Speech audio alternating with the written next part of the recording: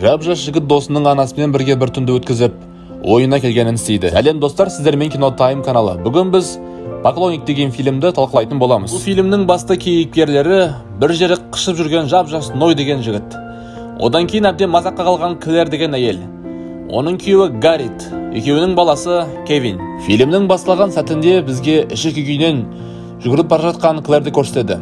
Оказывается, оның күйеуі Гаррит оның көзіне өзінің секретаршасымен шөп салады екен. Осын Клэр күйеуін үйден қуып жібереді. Содан кейін баласы Кевин мен әкесінің арақатынастары суып кетеді. Бір күні баласы Кевиннің туылған күніне әкесі Гаррит келіп, әйелі мен баласын балық аулауға шақырады.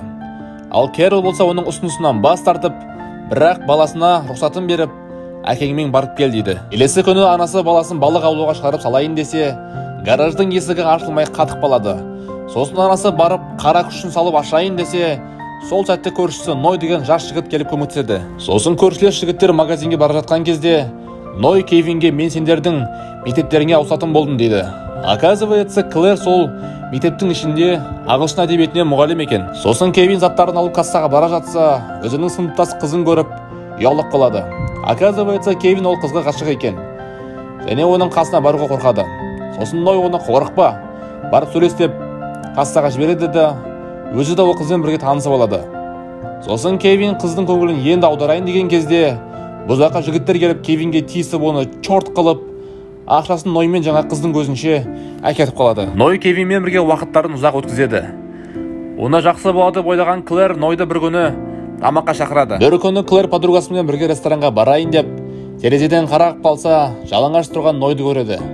Ал Ной болса Клэрден қарап тұрғанын байқап қалады. Сөйтіп Клэр ресторанға барып, әңгімелері жараспағаннан кейін орнынан тұрып кетіп қалады. Сосын Клэр үйінде отырса, оған Ной хабарласып, менің үйімде мұз болып тұрған тауықтың еті бар, маған дайындауға көмектесші деп өзіне шақырады.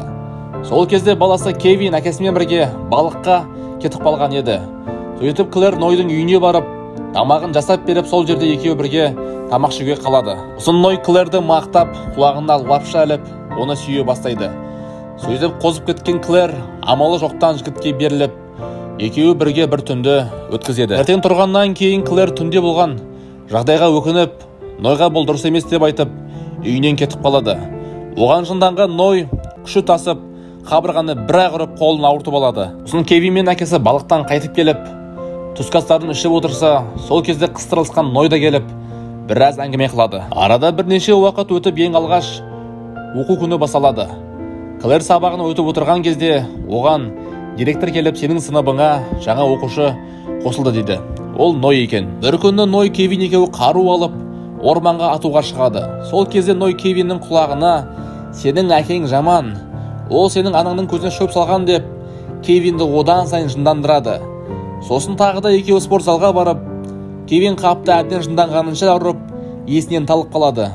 Сөйтіп Ной өзінің шкафына барып, шкафын ашып бір күш беретін уколды алып, Кевинге тығып алып, оны есіне келтіреді. Сөйтіп Кэролдың подругасы келіп, саған біреу гүл жіберіпті дейді. Сосын Кэрол оны күйеуі жіберген деп ойлап, оған хабарласып, рахметін айтайын десе, Гаррит оны жіберген мен емес дейді. Сосын оны жіберген Ной екендігі Кэролдың миына енді кіреді. Сөйтіп бірнеше уақыттан кейін Кэрол күйеуімен бірге бір түнді өткізеді. Күйеуі оған барлығын басынан бастайық дейді. Сосын келесі күні Кэролге Ной келіп, сен неге онымен жатасың деп оған ұрсады. Оларды Кевин көріп қалады. Сөйтіп Кевин мектебінде өзінің шкафының ішінде заттарын алып жатса, бағанағы бұзақы балалар келіп, оған тағы да тиіседі. Сөйтіп Кевин дух жинап алып, қазір салайын деп берейін деген кезде, сол жағынан Ной келіп, анау балалардың барлығын бірінен кейін бірін лақтырады. Сосын оларды ажыратып, Нойды мектебінен шығарып жібереді. Оған жынданған Ной әйелді балағаттайды. Оны көтере алмаған әйел Нойды ұрайын десе, Ной оған жол бермей қолын ұстап алып кетіп қалады. Арада бірнеше уақыт өткеннен кейін бір вечеринкада Ной тағы да Кэролды сындырайын десе, Кэрол оның бір жерінен теуіп жіберіп, маған жақындама деп кетіп қалады. Келесі күні Клэр жұмысына келіп, кабинетіне кіре алмай тұрған балаларды көріп, өзі бастап есікті ашып, мен қазір ішін жинастырып алайын деп кіріп кетеді. Ішіне кіріп қалса, сұмдық суреттерді көреді. Ол суреттер Ной екеуінің сол түнде бірге болғандығы екен. Сөйтіп Клэр амал жоқтан барлығын тез жинап алып, оқушылардың ішіне шақырады. Сөйтіп Кевин сабағына шығып бара жатса, әкесі келіп, бұл жолы машинаны сен жүргіз деп оған рөлде береді. Әкесіне әлі жынданып жүрген баласы газда аямай басып, тормозы істемей қалып, біреулерді қағаз жаздап, әйтеуір оңай жолмен құтылып кетеді. Сөйтіп Клэр подругасына барып, Нойдағы видеоны қалай өшіруге болатынын сұрайды. Подругасы оған оның үйіне барып, оның компьютерінен өшіресің дейді. Сөйтіп Клэр Нойдың бөлмесіне келіп, көптеген суреттерді көріп және машинаның тормозын көреді. Оказывается, Нойдың әкесі анасының көзіне шөп салып, өзінің махаббатпен кетіп қалған кезде, Ной оған жынданып, оның тормозын өшіріп қойған сәтте әкесі жол апатынан қайтыс болады екен. Сөйтіп Ной Клэрдің подругасын ұрлап әкетіп, подругасының атынан Клэрге хат жібереді. Осында кел деп. Келген кезде подругасының денесін көріп, полиция шақырамын деп қашып бара жатса, оны Ной ұстап алып, менің әкем анамның көзінен шөп салғаннан кейін анам өз-өзіне қол жұмсап қайтыс болған дейді. Сосын Ной Клэрді өзінің сарайының ішіне алып кетеді. Сарайының ішінде оның баласы және күйеуі де бар екен. Сөйтіп олар біраз төбелесіп, Ной Гарриттің көзін шұқып алып, Клэр бір машинаның моторын жіберіп қалып, Нойды өлтіріп қояды. Сосын дәрігерлер келіп, барлығы жақсы болады. Осымен фильм бітті. Достар, фильм ұнаған болса, лайк басып, подписка істеп, комментарийде өз ойларыңызбен бөлісіп кетіңіздер. Келесі видеода кездескенше.